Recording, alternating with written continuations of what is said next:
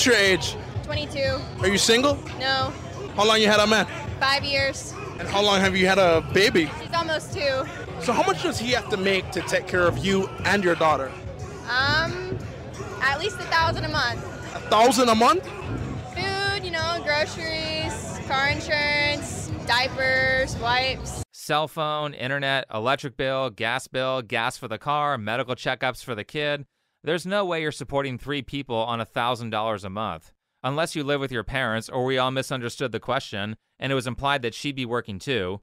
But that's beside the point. I'm getting too ADHD about this. We're supposed to be talking about women who don't have insane standards. Now, how much would you say a man has to make annually to take care of a family of 3? Annually, overall, at least 30 grand a year. On just a baby? Or Every expense you would need for a stay-at-home mom and a child. Jeez, where do these people live? Am I that bad with money? I cannot figure out the math on this. Now she's saying she doesn't work, so I feel like you would need at least $50,000 a year to support a family of 3. But if he's spending $30K a year on both you and your daughter, how much more would he need to make to live comfortably? Oh, we are comfortable. That's comfortable. So a family of 3 could survive off of just $40K a year? Yeah. It's just not going to be a lavish lifestyle. Sounds great. She doesn't need frivolous luxury items to be happy. The point is here that for every woman out there who's asking for a guy's bank statement on a first date, there are also the majority of women who are way more down to earth, who don't do things like that, and are fine with making things work without an endless supply of expensive material possessions.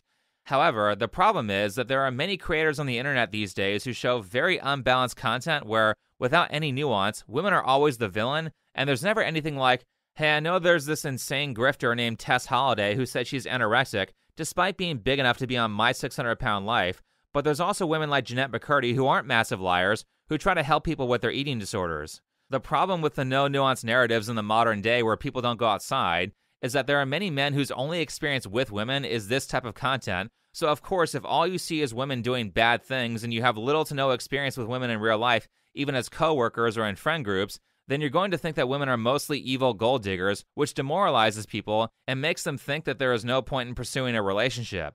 The issue is that's not reality. Reality is a lot more like this. So how much would you want him to spend on a ring? Over like $300. But no less than... I wouldn't care. I think her heart's in the right place, but $300 is very cheap for an engagement ring. But more importantly, not every woman cares about having a $40,000 ring. How much do you expect him to spend on a wedding ring? I don't want him to spend too much. I think he should spend like less than $2K. I think what you see on TikTok doesn't describe the majority of women. The majority of women value good connection over what you can buy them. I mean, statistically it must pan out that way because most married men don't have the price of a new car to spend on a ring. Now, expensive items are great provided that you have the means and a good relationship is already in place. But if they are valued and demanded over connection, like, say, someone with the facial expression of a sociopath like the Wizard Liz or a Manifestel would recommend, then that is a massive red flag. Couples shouldn't be preying on each other's prospects. They should be lifting each other up more like this. How old are you? I'm 21. Do you have a car? Yes, I do. Would you date a man who didn't have one? Absolutely. Who gives a fuck about any of that shit, genuinely? Who gives a fuck? Okay, clearly she's drunk. It's a format. A lot of these channels interview women in areas where they know there are going to be lots of people who are under the influence. That's how Hawk Tuah became a meme. Hold on. So if you met a man out here and then he told you, yo, I don't have a whip, you'd still want to take it further? I say you need a ride to the airport? I got you. You pick him up for the first date too? Of course.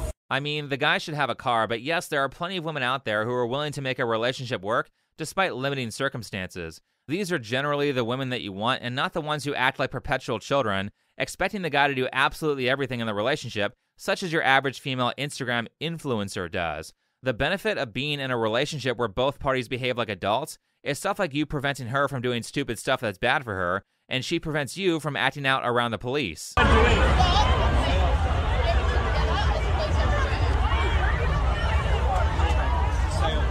I don't know if they're in a relationship, but that's the kind of person that you want around you. She might have just saved that guy from getting arrested that night. But moving back to the depressed and demoralized person who watches YouTube, it's not just with women. There's actually a whole market for content that appeals directly to these people in kind of a pathological way. It's a very weird form of content that friends of mine call loser reveals. Basically, a loser reveal is when people farm how bad their life is going for content. Like, I'm 38 and still living with my parents. You also have, I'm 35 years old and never had a girlfriend before. Now, initially, I was sympathetic towards this kind of content until I learned it's like a proven format for views. Probably the most egregious producer of loser reveal slop content is this guy called Ask Japan, who started out as a Japanese teacher, but after he made this video and it did well, basically most of his videos have the energy of titles like this. I'm 50 years old Japanese man. I am lonely on Saturday night. I play Sailor Moon on Super Famicom. Or you have, I'm 50 years old Japanese man struggling with midlife crisis. My life is miserable. He's done so many videos that are like this that I would say he's milking this for content more than Pegasus milked the Mr. Beast drama. Look at those views. That is a masterclass in slop content. Bravo. I'm not kidding with how popular of a format this is, though. It pulls in so many views that channels like this one are clickbaiting depressed people with loser reveal content as a way of tricking them into watching a self-help video. Not as successful, but the loser reveal meta gets so many views that it spawned the anti-loser reveal meta. Though what's always been fascinating to me is how much information can completely change the trajectory of someone's life. Good information and a willingness to change can exponentially make someone's life better in a matter of like 2 years. But on the other side of that, bad information can destroy people's lives, and there is no shortage on the internet of poorly researched material that is demoralizing people and causing them to burn years of their young lives doing nothing. I've talked about this a lot in terms of the woke stuff, and more recently, I've been talking about how the manosphere demoralizes people with bad or flat-out wrong information. One of the prime ways they demoralize viewers is by being awful at interpreting studies or understanding data, or they're hiding crucial information that doesn't fit their narrative because it will get them less views, or they don't actually read the studies and they will cite data that they don't know the source of. That happens a lot, and I mean a lot. For example, these spaces love to quote a statistic that stems from this really old OkCupid study that mentions nothing about population size and say, look, women rated most men as unattractive, but forget to mention that women will still talk to these guys anyway. Do you know who is more exclusionary based on appearance? Men. 2/3 of men are messaging the best-looking third of women, so no shit they don't get picked as often. Also, here's a guy who mentions that they don't really discuss how the attractiveness ratings were obtained. That matters because, for example, this totally decent-looking guy with the guitar here might have rated lower because he's a musician and that makes him look broke. Would he have rated higher if he took a picture next to a yacht in a suit or a lab coat in a hospital? How much of their physical appearance was related to markers of wealth, or this guy's lack of emotion and really terrible hairstyle? Though to be perfectly honest, this study was removed from the OkCupid website like a decade ago, and the archive is difficult to find, so I think that almost none of these people who are talking about it have actually read the entire thing, yet they'll still quote it constantly, which is very irresponsible. You'll also see stuff like this Pew study where they'll say, look at all these single guys, it must be because women suck. Well, did the study say that? Or is it possible that they are single because they never go outside, and women in those age groups are less likely to be single because women typically date older men who have better jobs and are more willing to commit? I mean, do these people even look at their own charts? It says on the right that there was an 11% drop in men looking for relationships between 2019 and 2022 versus a 3% drop in women. So, no shit, there's a big change from 2019 to 2022 in the number of single men. They aren't looking for relationships as often as they were before. Not to mention that this data was obtained during COVID when it was illegal to go outside, which forces everyone to use dating apps that heavily favor women. Do you want a better chance of success? Stop using apps and go outside. Seriously, some of these arguments from these groups are so far from reality that you can tell these people haven't interacted with anyone outside of a Discord or a Twitter argument in multiple years. I'm also getting really tired of every loser on the internet using some crazy chick on TikTok to justify why their life isn't going well, followed by statements like this. But I do think it's crazy that I'm about to be 34 and I have no family. Because my dad had 2 kids by the time he was 27. Yeah. And I'm like, man, you know what the problem is, though? It's definitely not me. Mm-hmm. I think it's everybody else. Yeah. That was funny. So is this whole Tenet Media thing. Speaking of bad research and bad arguments, let's talk about the black pill. There's a channel out there called Rehab Room who has reacted to some of my content, and he seems to really not like me, so let's look at some of the arguments. Now, for those of you who are unfamiliar with the black pill, its most essential argument is that your ability to get women is solely based on genetics. So if you were born as an unlucky, oofy-doofy, sub 5 out of 10 male, then you have no chance and your life is over. Here's some commentary that Rehab Room did on a Redditor. He made a public post on Reddit saying he can't get any matches no matter what he does. I mean, it is really no surprise. He's easily sub 5 in these pictures. Not that he's doing anything wrong, but rather he's looking wrong. That is the problem. There's actually a lot this guy is doing wrong, and there's a lot of things he can do to improve his odds. For one, he can go outside instead of using dating apps. He can get a decent job, he can lose weight, and he can gain muscle and grow a beard. If he ends up having bad bone structure after the weight loss, the beard will compensate for that. Welcome to fashion. Enhance your good features, hide your flaws. Now, does that mean he's going to get a 10 out of 10 woman after he does that? No, but it will increase his odds of finding someone, and traditionally, unattractive people used to just date other unattractive people. Aren't you guys saying that women should lower their standards? How about you pay it forward? So that's the basic tenets of black pill ideology from what I've researched. Appearance is all that matters in relationships, and if you were born with the wrong features, then just give up.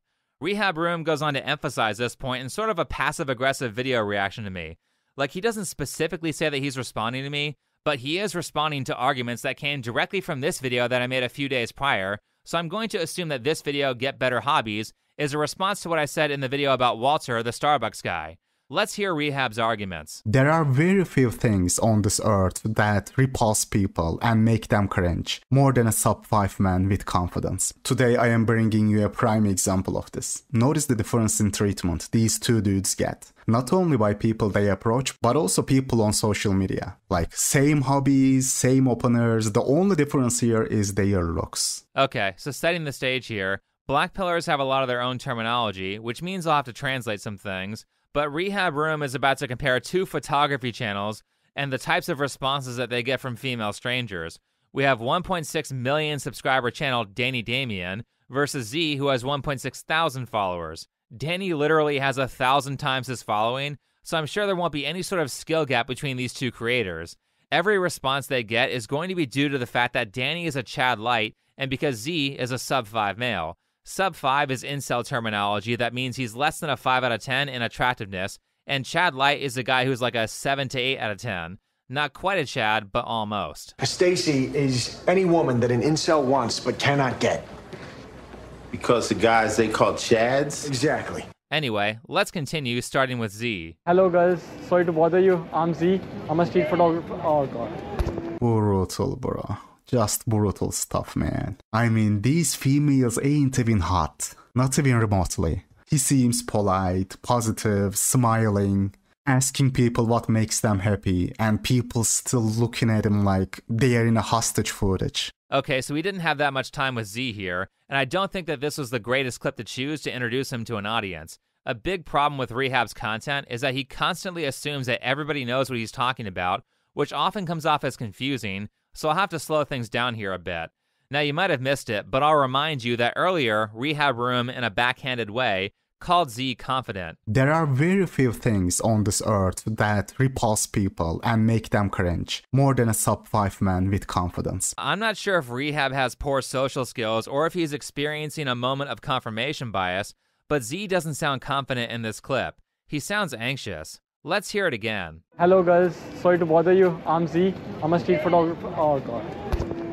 This doesn't sound confident. The minute they show the slightest disapproval, he rushes his speech and gives up. A confident man would handle the rejection more calmly, so not the greatest example of Rehab's argument that Z was rejected for his looks, and not because most people say no when they're being solicited. Next up is Danny. And now, let's remember what happens when you try the exact same line as a white Chad Light. Let's remember this. Fortunately, it wasn't on, but... Guys, pay attention to the caption here, okay? The girl's skirt blew up, and they thought he filmed it. If this had happened with the first guy, Z, they would have called in the National Guard, the Special Forces. They would say, oh my god, such a creep. Are you surprised people treat you this way? Again, these are terrible introductions to these creators. Not only was there a continuity error where Rehab said that Danny and Z said the exact same things to the women, when they in fact said completely different things, but we literally had less than 4 seconds before Rehab hits the pause button on Danny in comments, which means we barely get any time to get to know him or perceive his social skills, or even get to see what he looks like outside of a small picture for our first impression. A quick clip like that should be in the middle of the video, after the audience already knows who you're talking about. Anyway, off camera, the girl's skirt blows up like that famous Marilyn Monroe picture, and Rehab Room says that the only reason that these girls didn't immediately call the cops is because Danny is attractive. By the way, don't forget to show that you're different from the racist woke people by mentioning that Danny is successful because he has white privilege. Did you catch that, guys? There's a lot of that kind of rhetoric in Rehab Room's videos. These black pillars love using the same arguments that radical leftists use. They just say them differently. Kind of like how the manosphere promotes sexual promiscuity just like modern feminism does. But is it possible that the reason that Danny got a positive response here is because of how he handled the situation? Why don't we watch it again?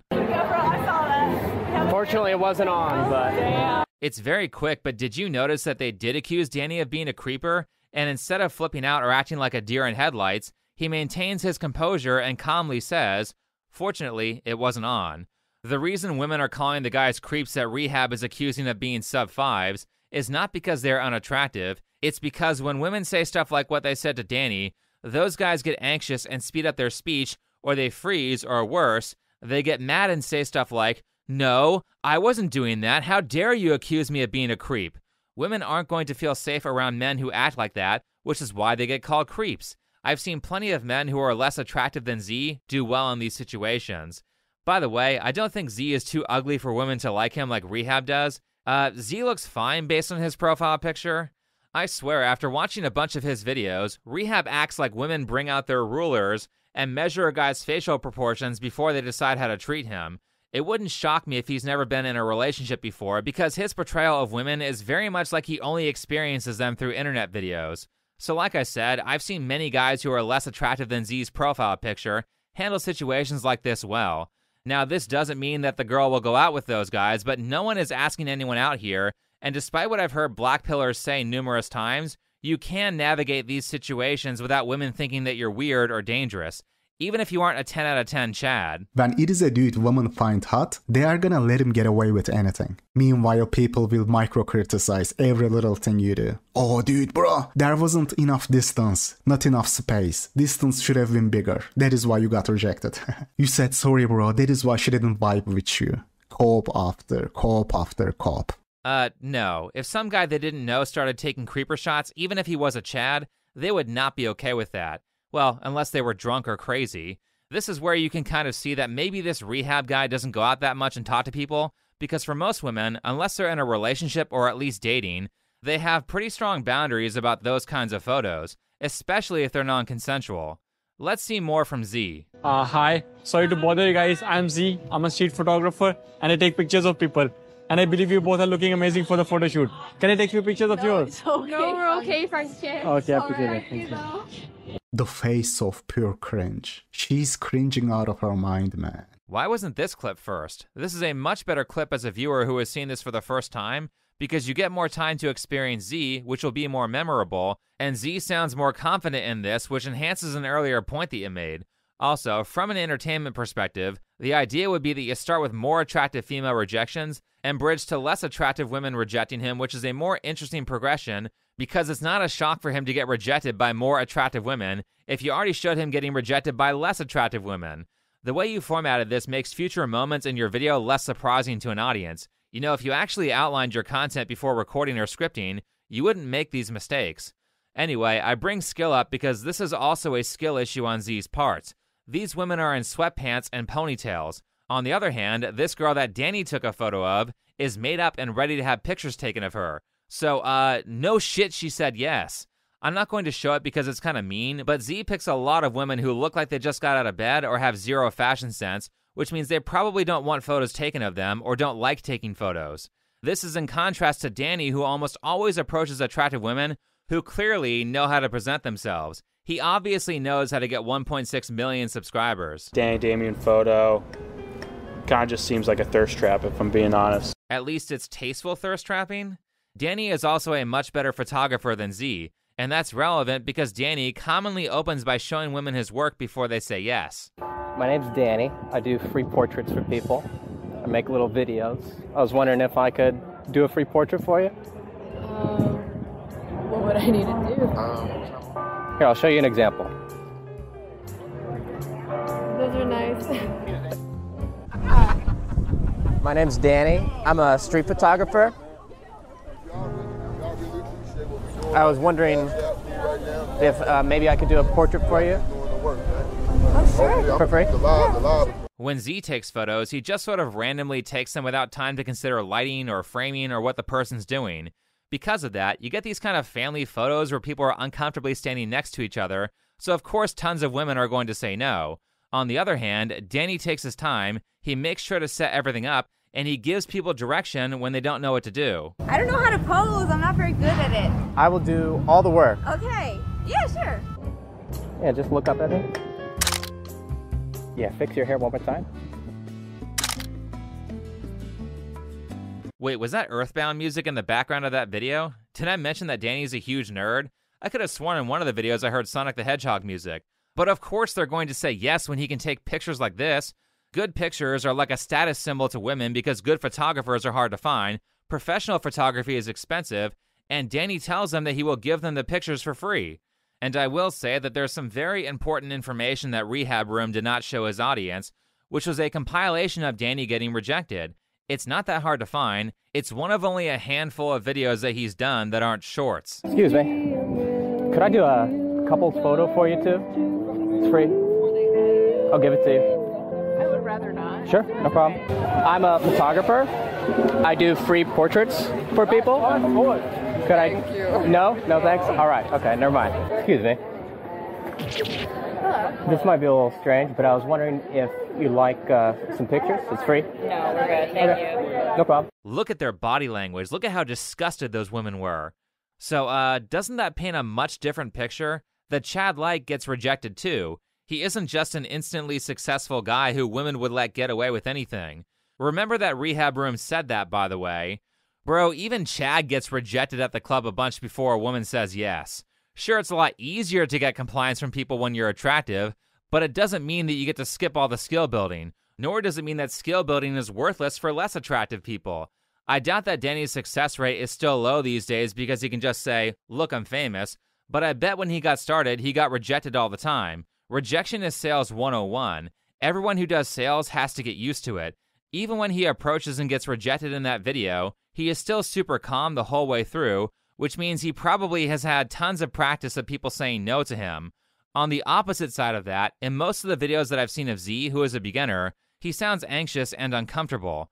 Now, what if I told you that contrary to what Rehab said, there are women who not only consent to having their photo taken by Z, but are happy about it as well. Sorry to bother you guys, I'm Z, I'm a street photographer and I take pictures of people. And I believe you all are looking amazing. Thank you. Can I take a few pictures of yours? Yeah, of course. Yeah. Thank you so much, I appreciate that. My name is Z and I'm a street photographer and I take pictures of people. Okay. And I believe you both are looking amazing. Can I take your pictures, please? If you want. Yeah. Z shows a lot of rejections, but that's not every interaction. There's actually a number of them where he does very well. In fact, these girls seem quite happy to talk and have their photo taken. Oh look, their hair is done, they aren't in sweatpants, and they're wearing makeup. What a coincidence that these girls would be receptive to having their photo taken. I don't know what he said in this video here because there's no audio to it, but it looks like he's nailing this conversation. Is Z a Chad Light now? Last, these girls were not only receptive, but they even liked the photos. Oh, look. Can you see the picture, please? Yeah. Oh, he's a good photographer. I'm not going to show the photos because I don't think they were good. Z still needs to practice, and I don't know who that other guy was, but who am I to contradict customers who looked happy? Now, if you're going to make sweeping generalizations about people, then don't you think for transparency's sake, it looks kind of bad when you only show Z's failures while also only showing Danny's successes? Danny has failed a lot, he just doesn't show it as often. Here's a comment from an older viewer saying that Danny is very awkward when he approaches people from somewhere around a year and a half ago. It looks like Danny ended up leaning into that, which gives him an awkward confidence that is socially desirable. I'm like the most awkward person ever. Like, I can't pose at all. Well, you met the second most awkward person. All right, let's go. I think you're a nervous person like me, huh? Oh yeah, I'm like really bad anxiety. The other problem with this whole situation is I don't entirely think that Danny is someone who Rehab Room would describe as a Chad Light.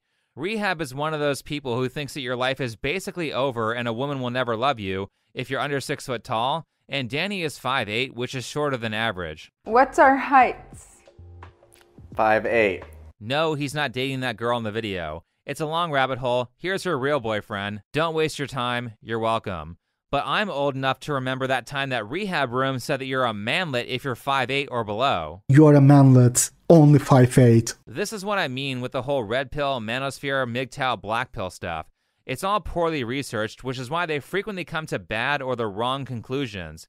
Their analyses are also often based on a single variable or factor. It's usually things suck because women are bad, and they very seldom listen to the other side's reasoning for why they behave like they do. It's a major reason why I distanced myself from those communities. In the black pill's case, this is particularly offensive because their entire moral argument is telling people to give up because they weren't born with the right genetics. They straight up tell people that nothing matters except for how you were born, and they have mantras like, never get up, which tells people to not try to change what they can. Don't go to the gym, don't work on your appearance, don't try to get a good job, don't work on your social skills. I mean, you're taking a bunch of depressed people, telling them that everything is doomed, and following that with don't try to improve your life. This is legitimately suicide fuel, and it's why I decided to make this video. Because oftentimes I see guys like this 35-year-old virgin who's a little down on his luck, but I've seen enough of his content to know that he looks fine, and if he just lost weight, socialized more, and stopped being a pushover, he would have no problem getting a girlfriend. The darkest thing that, in my opinion, the black pill has done, okay, the worst thing that it's done, that like incel culture has done, is convince average men that it's over. It's such a dark thing. Because like average to ugly men have like run the world for the past like 3,000 years. The rulers of countries, of civilizations, the greatest artists, thinkers, thought leaders in the world have been like 5'8" kind of quote unquote fugly guys. It's never really mattered. But there are people that would have you think that if you're under 6 foot, you're totally and can never breed, that no woman will ever be capable of loving you. Like it's like insane. As for King Nobody, outside of the weight, it seems like most of his problem is that he's socially awkward, but you can fix that. I've also watched enough of his content to know that he was a former alcoholic. Imagine where he would be if he had gotten into the black pill. He'd still be drunk every day or worse. And who knows, maybe he was black-pilled and finally woke up in his 30s. But how many years of his life did that waste? So there are plenty of guys out there who are perfectly fine like King Nobody, or there are guys that are on their glow-up arc who angry black pillars are trying to poison into giving up. What's this commenter's problem? This guy is going to do just fine finding a relationship, and during the video, he talks about going on dates with women who like him. Sure, he's really awkward in front of the camera, but he can fix 90% of that problem by just sitting down or by learning how to properly frame a shot. Now, of course, there are people who are further back than others, or way further back, but telling them to give up instead of figuring out how to make do with what they have will only make them more miserable, which will make their lives worse and push them towards ending it. You may have not been born under the best circumstances, but you can always work with those circumstances to create a life that you're happy with. Going back to the video clips of Danny, it's not just him saying that he's short. You can see that he's the same height as Destiny as he stands next to other people. Could I ask you something? Yeah. Which of these two photographers do you think is better? One guy, tall, handsome, obviously very fit. This other guy, other than like, I guess a good jawline, he looks kind of nerdy, kind of shrimpy. With that in mind, let's watch this next clip that Rehab responded to.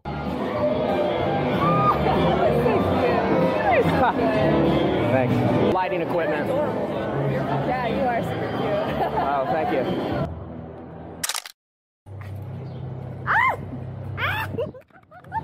We're gonna kidnap you for drinks. Let's go. Yeah. They are gonna kidnap him for drinks, guys. When did it ever happen to you?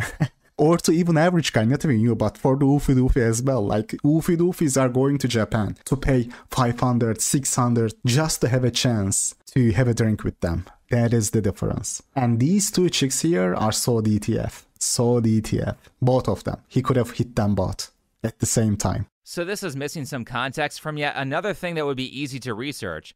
If you see any of Danny's videos on camera, which I imagine Rehab Room would have looked up because he's rating Danny's appearance, then it is very apparent that he is very feminine. I was actually shocked to hear that he wasn't gay because I instantly thought that the second I saw him, and I had to watch hours of content to find out that he wasn't. So when you see these women saying, "You're so cute, we're going to steal you away for some drinks," as they hug a stranger despite living in what looks like a city, it is likely that they're doing that and are open to him not because they're attracted to him, but because they think he's gay and not a threat. And also, he just gave that girl a bunch of free professional quality photos, which can be expensive. I'm not saying that this is the reason, but it's frustrating to watch video after video from Rehab Room where there's only one answer to every question. Everything is about appearance. Women don't like you? Well, it's because you're a sub-5 male. You suck at PlayStation? That's because adults didn't give you enough positive reinforcement as a kid because you were too ugly. Rehab Room is very much a one-trick pony, and this is very lazy analysis of a problem. But despite Danny's shortcomings, despite being awkward, despite being below average in height, he still makes it work, and as far as I can see, it works very well. This guy has no difficulty getting some very attractive women to pay attention to him. But just in case you still don't think that social skills are important, here's a guy impressing women that I'm sure that Rehab Room would say is not attractive, nor is he tall, as he's almost the same height as Emiru, who is 5'3". Can I have both of your hands for this trick? Yes. A little bit closer, like right here. Oh my, yes. As you can see, it's a Sharpie. Uh-huh. So, like I said, this is a Sharpie, and Sharpies don't tend to erase that well when you draw something on your hand. Yeah. But regardless, I'm gonna draw a little heart mark, just like this. Cute. Now, like I said, although Sharpies don't erase well, they can actually transfer. So I can just get rid of it just like that. And now it's actually inside my hand.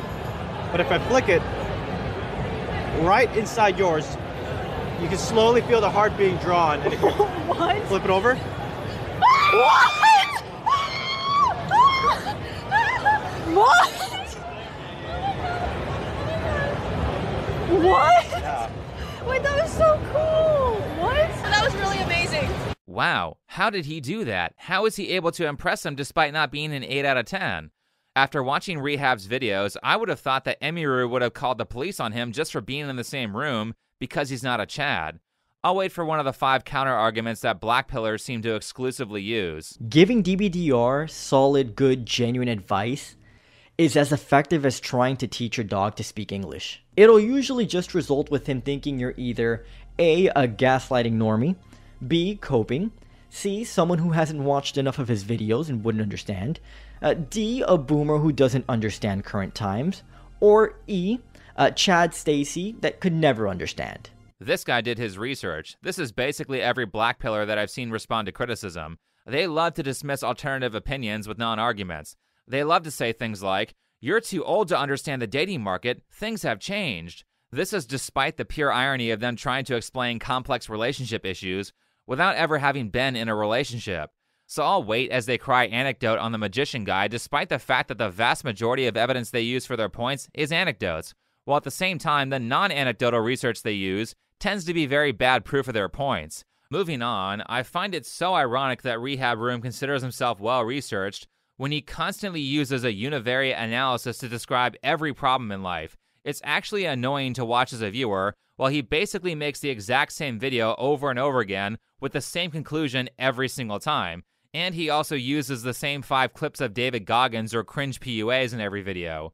There is straight up no variation in his content. I had to have watched around 30 videos that were all the same. Here's a person in my story.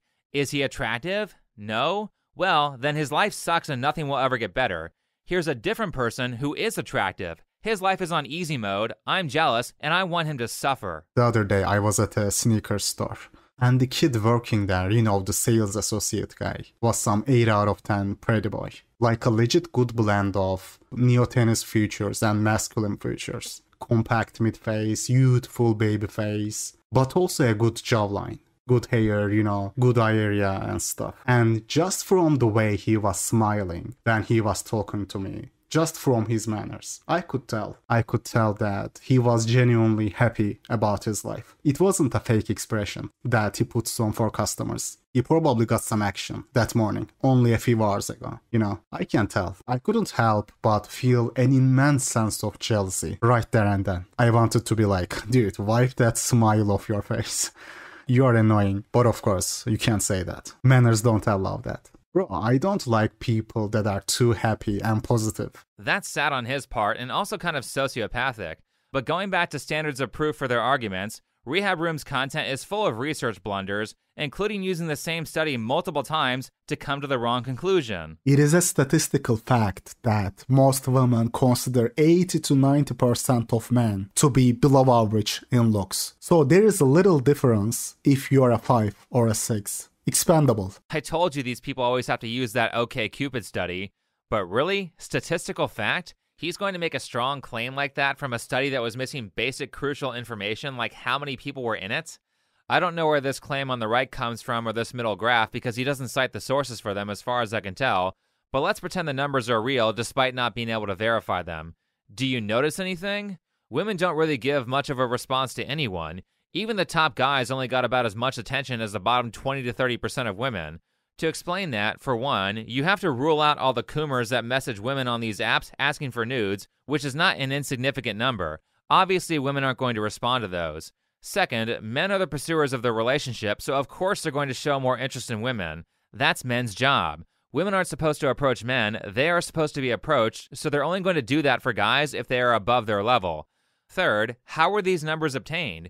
What were the population sizes of the male and female groups in the study? Did they check how many profiles the men swipe through versus how many profiles the women swipe through? Did they rule out female bots or profiles that are used to promote OnlyFans? Did they account for the fact that way more men use these apps than women, so of course they're going to get less attention and less likes?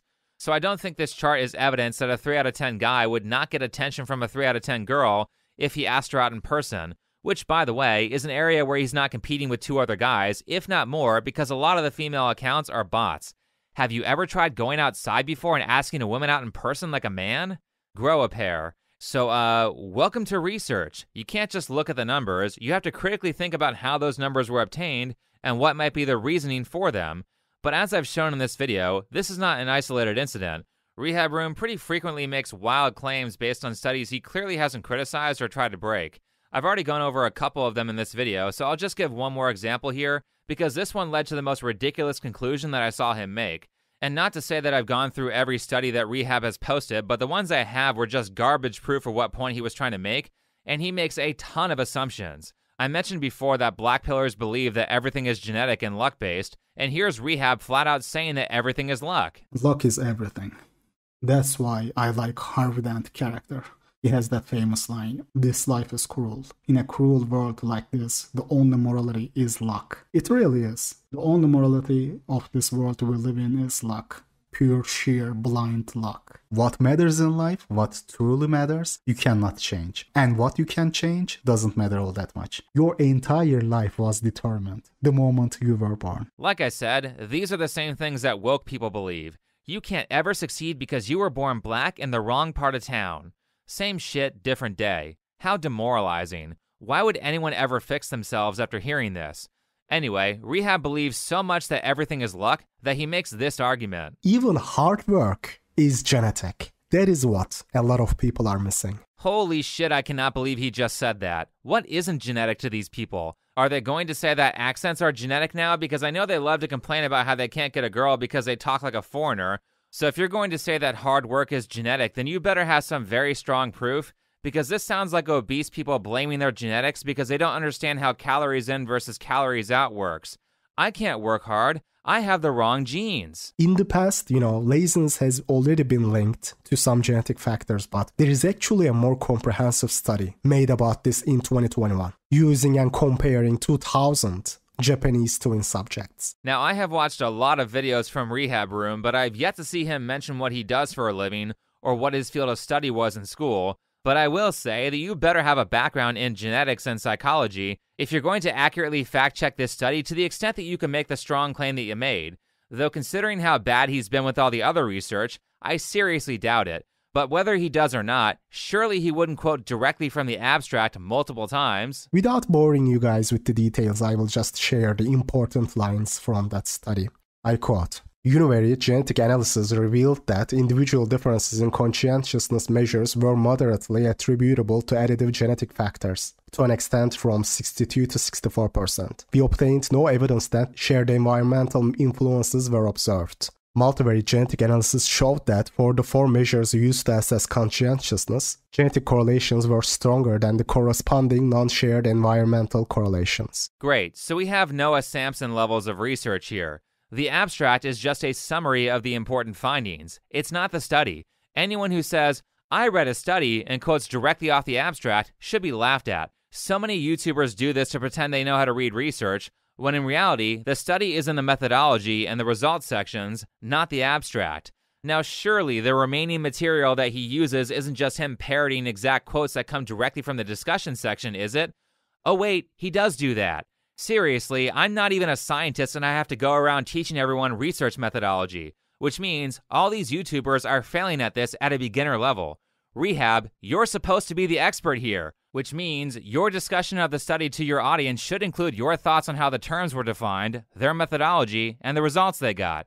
The discussion section is their interpretation of the results, which should be read, but if you have not received adequate training in that field to give your interpretation of how they collected that data, then you should not be using this study as proof of your argument. Researchers make mistakes constantly, and their methods and results should not be trusted blindly. Not to mention, the biggest eye roll here is that after Rehab Room reads out direct quotes from the study without translating any of it into common language, he calls his audience stupid. Is there any self-awareness here? You essentially spend the remainder of that video after the study saying that many of your viewers are too stupid to reap the benefits of hard work, and yet you think they know what a genetic intercorrelation is, or a polygenetic factor, or even what the word conscientious means? I really think the reason that he didn't elaborate more on this study is because he didn't actually understand it either. But what a shock, an internet researcher doing bad research. Okay, now full disclosure, I am not a trained geneticist, so I'm not going to be able to fact check absolutely everything in this study.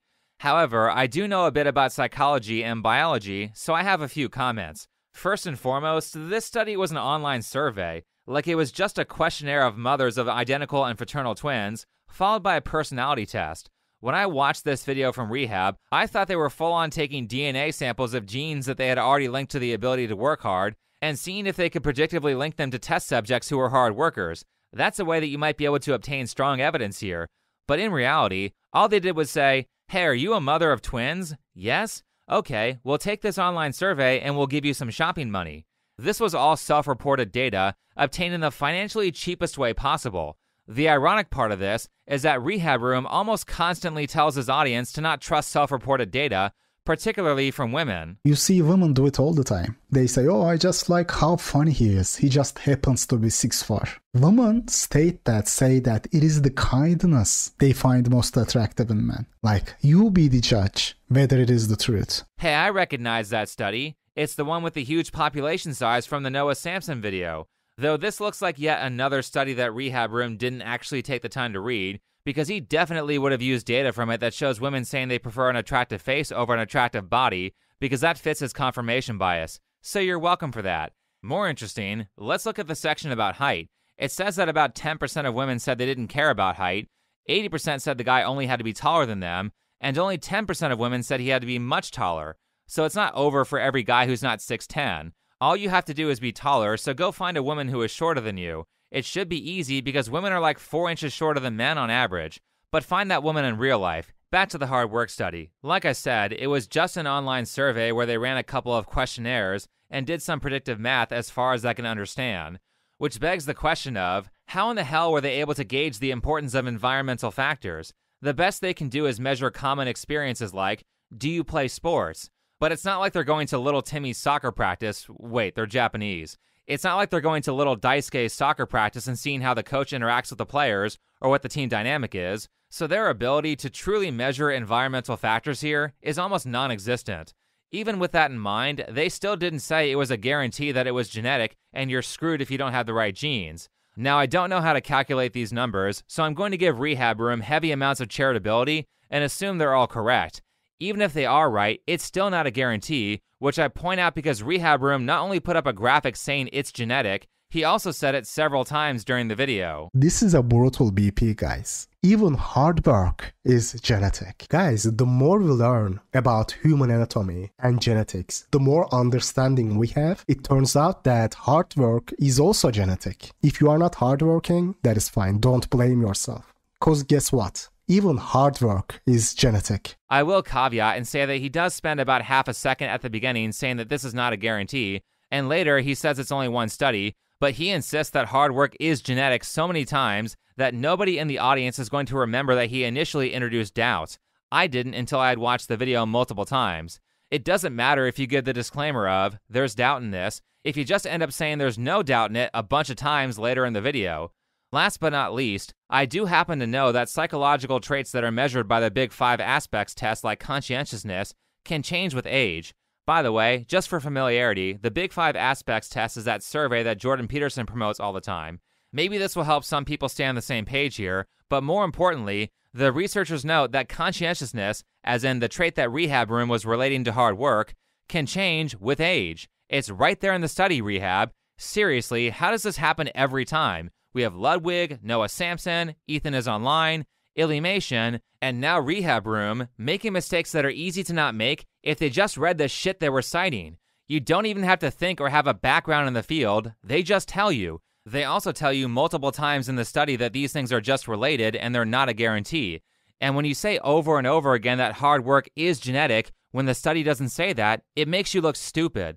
That's why you should have a more reserved opinion when you cover this stuff, so you don't unintentionally mislead your audience. So we have a study that says there are strong genetic correlations to conscientiousness, or what Rehab Room defines as hard work, but the study barely does anything to determine if environmental factors were what was actually affecting levels of conscientiousness, probably because doing so would be prohibitively expensive or impossible to study. And for the most part, this is why I hate these kinds of studies in the biological sciences. They are dog shit, and yet people keep doing them. They keep taking complex factors that we have nowhere near the technology to investigate and try to break them down into something that's cheap and easy to study, but has a very large possibility of being inaccurate. I know this is how drugs are made, but drugs fail or don't do what they're supposed to all the time, and more importantly, drugs go through clinical trials before there's any policy recommendation, whereas plenty of influencers will say the most wild shit based on a random study that says something like, Material A increases Material B, therefore Material A makes you live longer, ignoring the fact that there are like 20 other materials or factors that affect Material B, as well as affect longevity. Nutrition scientists do this shit constantly, and it is very frustrating. It's so frustrating that I'm going to show a coffee enthusiast explaining why this kind of science is mostly dumb. So someone made a video saying, skip coffee because it will cause you to spike your cortisol and therefore put on body fat. And he makes the point that first part is true, coffee spikes cortisol, but if you actually look at the randomized control trials, that isn't what you see. If we take people and we have them take caffeine or drink coffee and all other things are equal, do they gain body fat? No, they do not. In fact, sometimes the opposite happens. And his argument is, what you've got here is a single mechanism. You find a mechanism, a specific hormone, and you say, ooh, this raises that hormone. That means you're going to get this downstream effect. Outcomes are not just a single mechanism. Usually, whole body outcomes are the accumulation of hundreds, if not thousands of mechanisms all occurring at the same time that actually results in outcomes. And so you can't just pull one mechanism and expect it to sort of directly produce a certain outcome in the world of biology. It's actually even worse than that.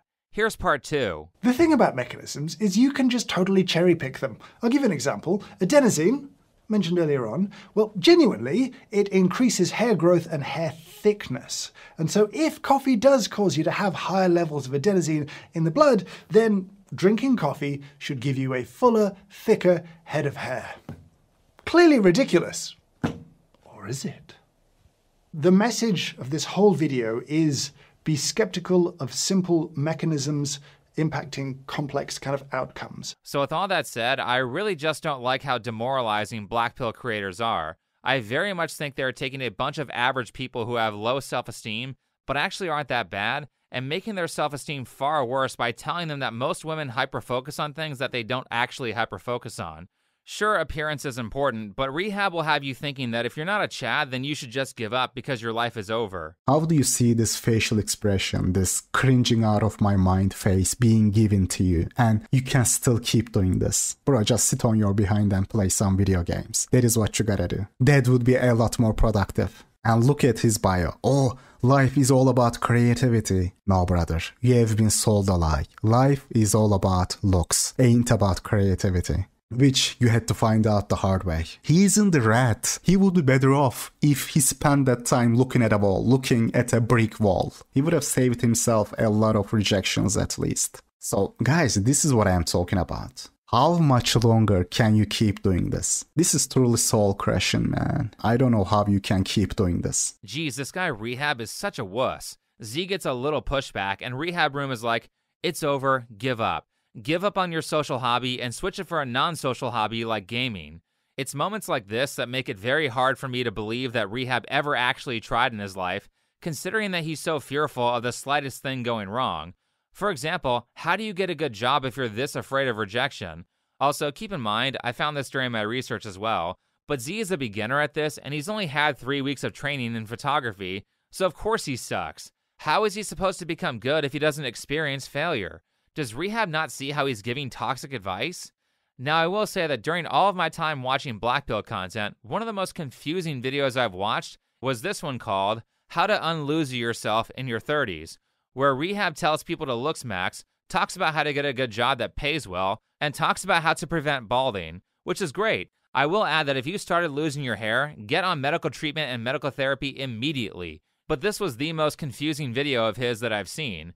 I also saw this moment where Rehab talks about how he used to be an alcoholic and gave advice on how to quit drinking. So despite all the really depressing messaging, I began to think that maybe he's actually trying to help people.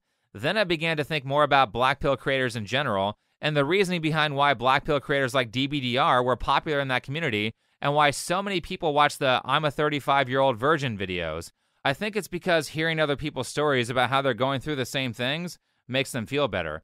Rehab Room has some pretty awful and resentful takes, but I'm actually shocked that he hasn't fallen into complete malevolence, considering that he doesn't like his family and seems to not have friends or have been in a relationship. It's also shocking that despite the research blunders and low-effort fact-checking, he does seem to genuinely be trying to make his channel successful and puts a decent amount of work in, and his viewership is really high for a channel with only 20,000 subscribers.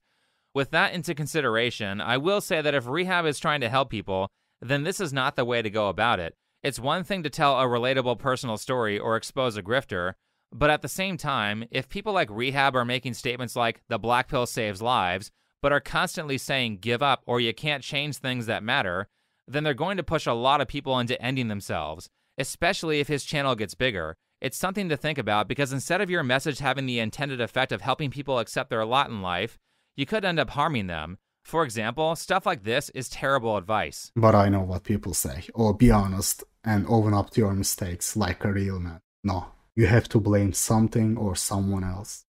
Never acknowledge criticism. I am always setting things up so that I can deflect to others if there's a problem down the line. Hey man, it is not my fault. This is on QA team. What are they getting paid for if I am gonna do this as well, you know? Again, you cannot do this if you are caught red-handed. This is why how you do this matters. If you try to blame others and people can tell it is a blatant lie, then you are gonna lose credibility. And by the way, I am not telling you to lie to yourself. The difference is this, and this is important. Internally take notes and don't repeat it again. Internally acknowledge and try to see what you did wrong. He's relaying something that he learned from the 48 Laws of Power, which was in a section that was obviously for people like politicians, that talks about how you can make it so you can manipulate mass groups of dumb people.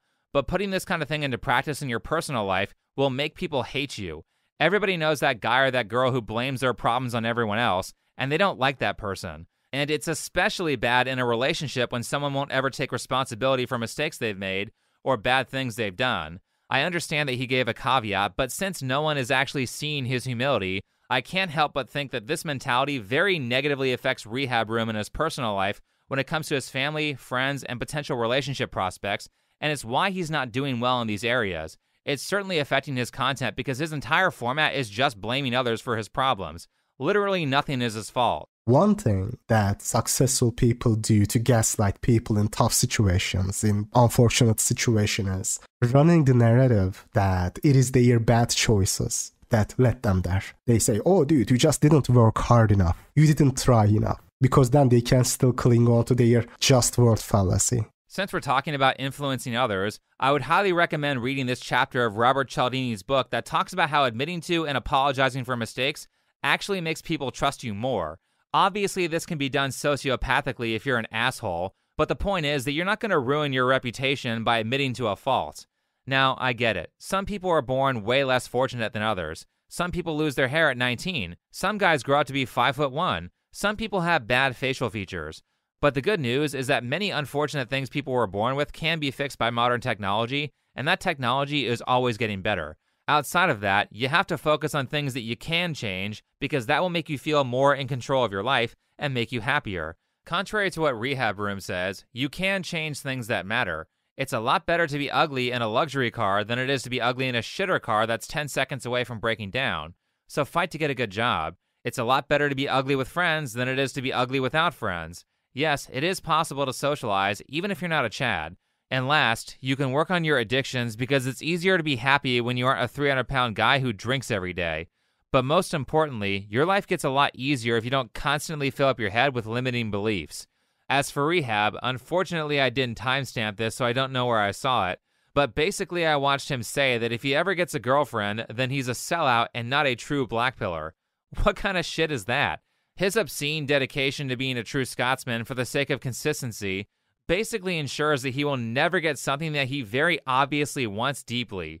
Because based on what he said in the past, the minute he gets a girlfriend, he's a grifter. And also in that same light, if he ever gets successful at YouTube through hard work and merit, then he's a sellout. He spends like half his videos setting up traps for himself that limit his ability to succeed, which is stupid because clearly based on his subscriber to view count, he has the potential to be a big channel. After watching like 30 of his videos, I very much see the outline of a creator who's entertaining enough to be successful, provided that a few things were fixed. Now, I don't know the future, but I can't imagine that it's helpful for him to say multiple times that he's a hypocrite if he ever experiences success.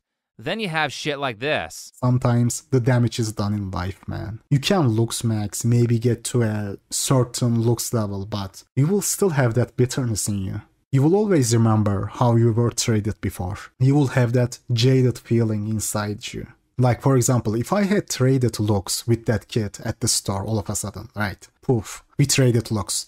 I would still have that corner of darkness calling for me. That is what happens when you are too late to something, to that place. Sure, I would feed my ego, go bang a different smoke show, different cutie every day, get my ass kissed everywhere I go. But like, I wouldn't be able to turn into him mentally. Wouldn't have that genuine enthusiasm and naivety about life. As someone who was unsuccessful for a long time and then achieved pretty sizable amounts of success, I can say if you do achieve success, after about 6 months, you'll forget what a failure that you used to be. It's pretty easy to let that stuff go when things are going well for you. Consider that. Anyway, thanks for watching, follow me on Twitter, and I'll see you in the next video.